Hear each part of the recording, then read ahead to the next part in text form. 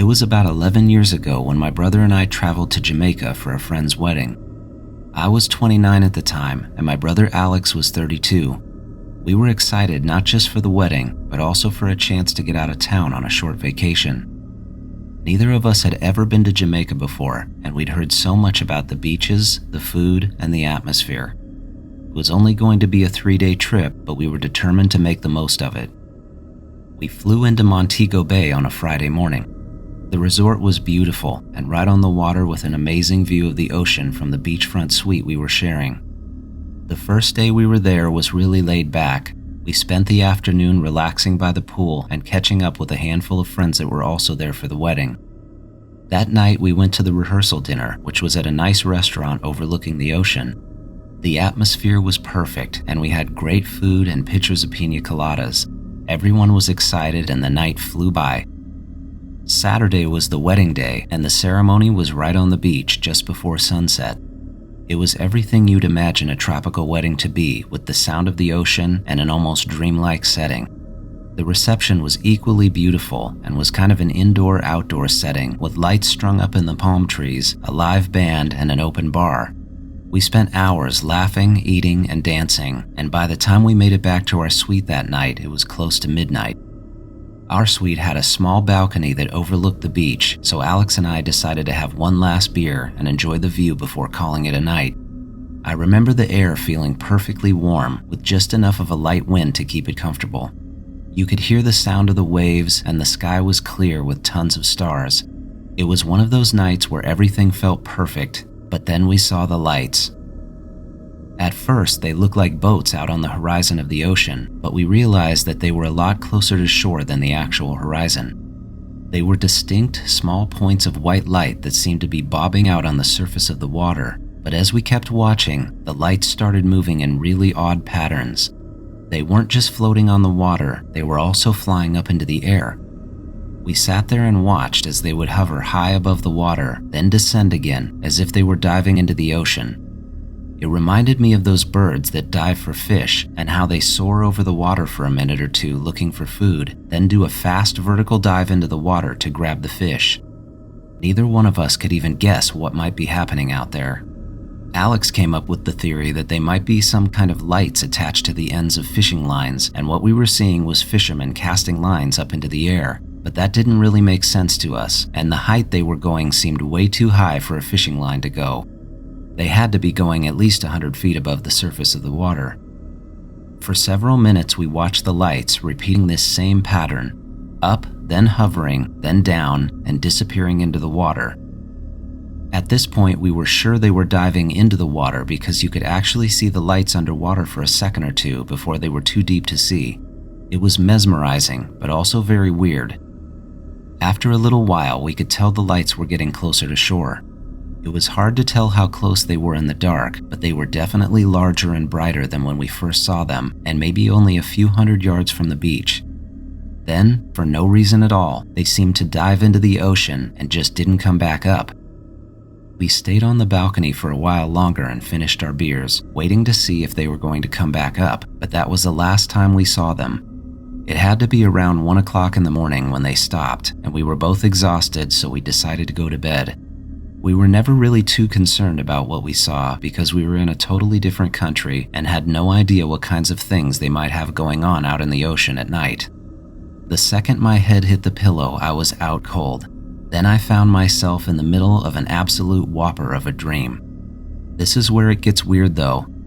I'm going to call it a dream for the sake of this story, but to me, this was not a dream. It was more real than anything I've ever experienced. Like hyper-real visions that felt more real than normal everyday life. In the beginning of the dream, I was lying in bed in the hotel room when I saw some kind of being standing near the balcony door. It was tall and thin, with gray skin, an oversized head, and large black eyes that were staring right through me. I know that sounds like all the typical alien descriptions, but it really did look like that. I couldn't move or speak, and the fear I felt was unlike anything I've ever experienced. I could barely even pull enough air into my lungs to take a full breath. Then a second figure appeared next to the first one. This one didn't look biological though. It looked almost robotic or like some kind of artificial being. Its face was rigid and plastic-like, with fixed features that didn't move. It was also shaped more like a human to me, or at least had a less terrifying body shape to it. Then, in a disturbingly fast couple of steps, it came to the side of my bed, and before I could do anything, I was being pulled toward the sliding door that went out to the balcony. I closed my eyes as tight as I could out of fear, and in just a split second, I wasn't in the hotel room anymore. I have no idea where I was taken, but wherever I was felt vast and empty.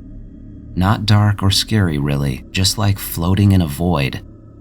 This artificial creature from the hotel room seemed to have a hand on the middle of my back, pushing me up to what I can only describe as a living screen. It wasn't at all like a TV screen or a computer monitor. It seemed to be alive, like it was actually made out of whatever was being shown on it, and the material it was made out of would change as the visions it was showing changed.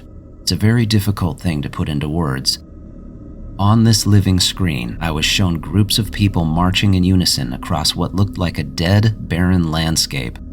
The ground was dry and cracked like a desert, and the sky was a strange, hazy yellow color that looked almost poisonous. There were horrible flashes of people fighting and dying that I don't even want to describe during this, too. I don't know how long I watched it, but the entire time I felt an overwhelming sense of dread and hopelessness. It looked like I was being shown our future here on Earth, but almost in a post-World War III type of scenario. It was somehow suggested to me that this would be our fate if we didn't change our trajectory as a species, and that it would be a never-ending cycle of war and suffering. Just when I felt I couldn't mentally take any more of what was being shown to me, this living screen started to change, and the outside of it looked like waving grass and flowing water, and there was even a kind of sunlight streaming out of it. Again, this is so difficult to put into words, but I could actually feel the light wind and the sunlight, and even smell the things it was showing me. The scene on the screen was now showing the beautiful parts of our planet, with what I can only describe as small, futuristic villages or towns of people all over the place. In this vision, it looked like a utopia with everyone helping and healing each other. I could literally feel that in this place there was a deep, general care for everything by all people. I was given the knowledge that this could also be our future, and that while it seems complicated and impossible to us right now, the path to get there is incredibly simple and only requires simple changes by all of us on an individual level. The end of this vision just about brought me to tears, if I'm being honest. The very next thing I remember was sitting up in bed back in the hotel room. My heart was racing and I was drenched in sweat. I looked over at Alex in the bed next to me, and he was thrashing around on top of the sheets and talking loudly in his sleep. I jumped out of bed and grabbed one of his arms to try and wake him up. As soon as he opened his eyes, he started talking to me. He was frantically telling me about a nightmare he was having where he was completely paralyzed and watching me being taken out of the hotel room by some kind of creature he could barely see. In his experience, they were trying to take me out to the ocean, and he genuinely thought I was going to drown. He said he was doing everything he could to save me and was screaming and cussing at them and trying to move, but he couldn't. He told me it actually felt like he was going to have to watch his little brother die right in front of him. We both got up, turned on every light in the hotel room, and spent the rest of the early morning drinking coffee and comparing our dreams, trying to make sense of what had just happened. The details were eerily similar, and neither one of us could believe it was possible. By mid-morning, we packed up, said goodbye to our friends, and headed to the airport almost 5 hours earlier than we needed to be there. We both felt a strong pull to get back home. I remember feeling so different during the trip back. I can't even describe how happy I was to have my older brother with me, and these waves of emotions kept hitting me where I would realize how lucky I was to have a brother at all. It was all very overwhelming. A lot of time has passed since then, but Alex and I still can't explain what happened to us that night. We both believe it had something to do with the lights we saw over the ocean, and we believe we were visited in some way by something. You can call it aliens or celestial beings or whatever you want. Maybe it's all a coincidence, but it doesn't feel like one. The experience still affects both of us deeply, and every time we talk about it, we're left with the same unsettling question. How could two people have the same dream on the same night in such vivid detail? I know my experience, and seeing the visions on that screen left me with an equal sense of dread and hope. I feel like I was given a glimpse of what could be, and as disturbing and terrible as the first vision was, the second one was like a true heaven on earth. It's definitely changed me, and it's changed the way I treat people in my normal everyday life. When I play those visions back in my head and think about all the things going on in the world, I sure hope we choose the second one.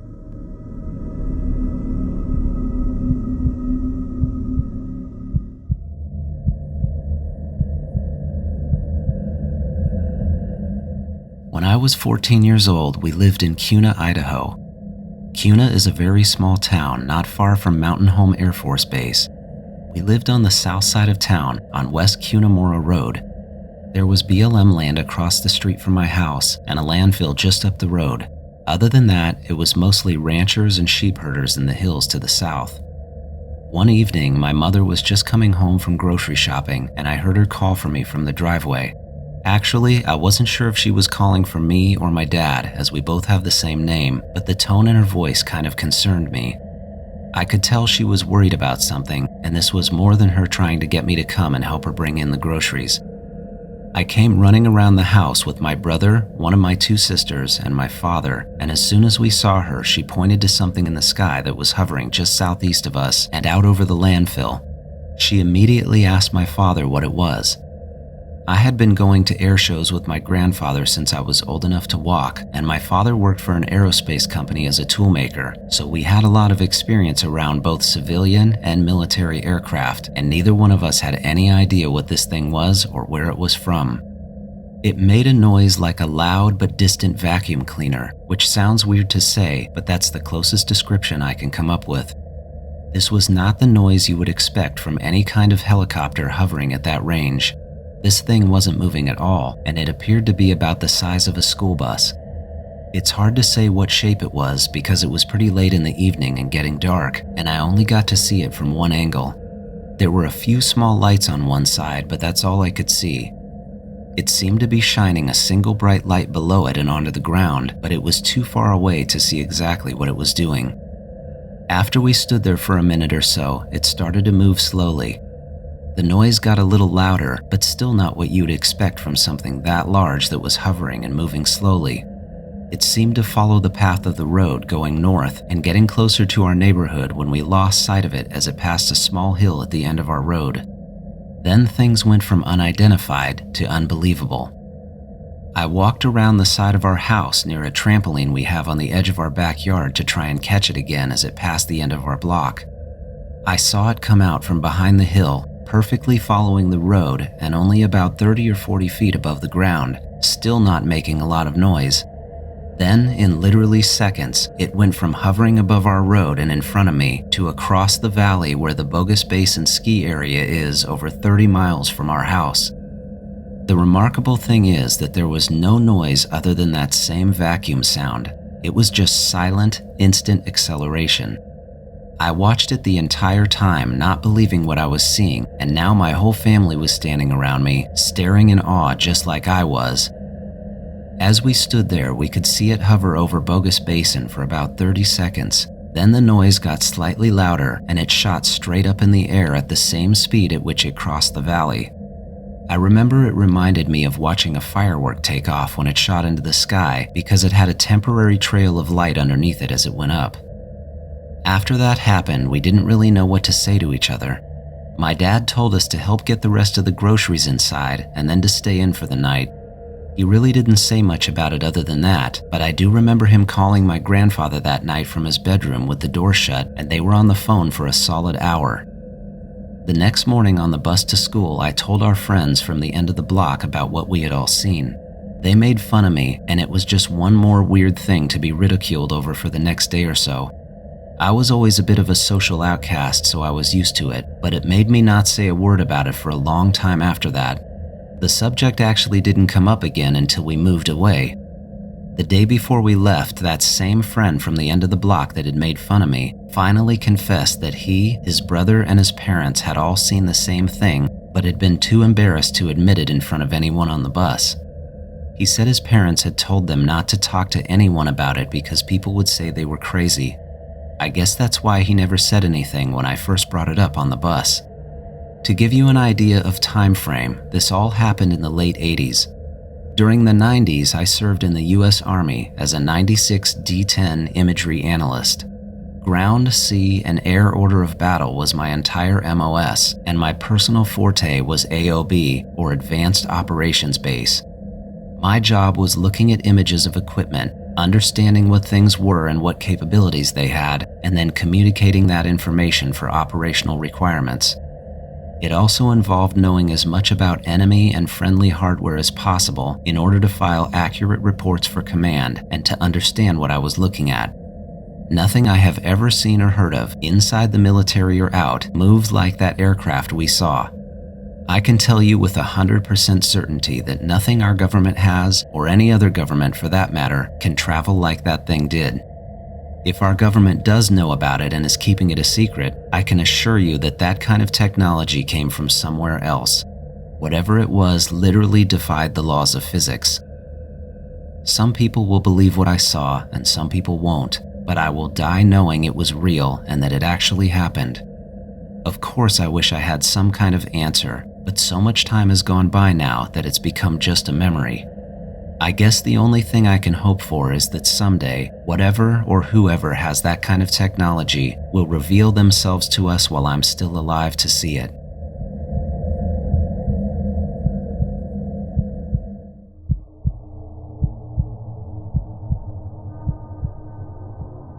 It was mid-December in 2011, and I was walking home from work on a mix of normal sidewalks and a long park path that I walked on every day. I remember that there was snow and ice on the sidewalks because I kept slipping and was wishing I'd worn better shoes. The sneakers I had on weren't cutting it, and I was trying to walk carefully, but it wasn't helping much. I had clocked out and left work at 8 p.m., and it usually took me about 30 minutes to get home. I wasn't in a rush, I was just trying not to fall. About 10 minutes from my house, and in the middle of a large forested park area I would walk through, something strange started to happen. I noticed a really loud sound, like wind was rushing past my ears, but here's the weird part, there was no wind at all. My hair wasn't moving, the trees weren't moving, and the light amount of snow that was coming down wasn't blowing. Everything around me was completely still, but the sound was there, and it felt like it was getting louder. I kept looking around to see if anything was blowing or moving around, but it was like the wind sound was only in my ears. I finally stopped walking to look around and figure out what was going on when I happened to look up and see a huge dark rectangle in the sky above me. It didn't have any lights or markings on it. It was just a massive, solid black shape hovering there. It was hard to tell how high up it was, maybe a few hundred feet, but to me it looked massive. It was as big or bigger than any airplane I've ever been on. While I was standing there, I noticed someone off to my left. There was a person running in the opposite direction on the smaller trail that went through the park. They didn't say anything or really even look at me, they were just running. It was really weird to me because why would someone be out there jogging at this time of night when the trails and sidewalks were icy? I also had no idea if they could see the rectangle above the park, and I thought about calling out to them but decided not to because I was out there alone. As I stood there looking up, something else started to happen, and this is hard to explain, but I'll try my best. I could feel a sense of pressure on the back of my body like I was lying down, even though I was obviously standing up. It wasn't just a feeling in my head, I could actually feel something against my back like I was lying on a solid surface. But I was standing there, wide awake, looking at this thing in the sky. I didn't move, and I didn't want to. I don't know why, but I had this feeling that if I stayed perfectly still, I would be harder to see, so I just stayed there watching, even though I could have started walking again or running away if I'd wanted to. For reasons I still don't know, I just stayed there. Then, in what felt like the blink of an eye, everything changed. 1 second I was standing on the sidewalk staring at this dark rectangle, and the next second I was sitting on a park bench on the side of the main trail. It wasn't a gradual change, and I didn't black out or feel time pass. I was just suddenly in a completely different place and sitting down. This bench was only about a 30-second walk from where I had been standing too, but I had no memory of walking there or sitting down. I felt completely fine and normal physically. It was like I had just teleported to this bench. I immediately looked up, remembering clearly that I had been looking at that thing in the sky, but there was nothing there. The sound of the wind in my ears was gone, and the feeling of pressure against the back of my body was gone too. Everything seemed totally normal again. The sky was just dark and cloudy like it had been before. I looked around, but there was no one else in any direction. That person that had been running earlier was gone, and other than a few cars I could see driving on the road that goes around the perimeter of the park, I was alone. I pulled my phone out to check the time, and it was 9:43 p.m. Somehow, over an hour had passed since I first saw that rectangle. I stood up and decided I didn't feel safe and I really wanted to get home. When I got to my house, I couldn't stop thinking about what had happened.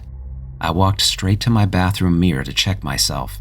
I thought maybe I had slipped on the ice or hit my head and imagined the whole thing, but there wasn't a scratch or a bruise on me, and I didn't feel any pain anywhere. I was completely fine, and it was really making me question my sanity. I told my mom about it the next morning, and she went right into thinking that I'd been drugged. She was asking me if I'd had anything to eat or drink before leaving work, and was actually worried someone could have tried to drug me, follow me home, and do who knows what to me. I assured her that I hadn't had anything before leaving work, I hadn't taken any drugs on purpose, and I literally had no symptoms of being drugged in any way. I also told the story to a close friend of mine at work, and she was convinced I was abducted, but not by a person. She thinks what I saw was definitely otherworldly. I personally don't know what to think about it, but I know I wasn't drugged. I had my fun trying different drugs when I was younger, and some in college, and I know what that feels like. This wasn't that. In the years since it happened, I've had regular physical exams with my doctor and normal blood work done, and everything seems perfectly fine with me physically. I've never been too stressed or scared about what happened. I guess I feel more of a confusion than anything else. I did make one change after it happened though. I stopped cutting through that park on the way to and from work and stayed on the sidewalks in the neighborhoods instead.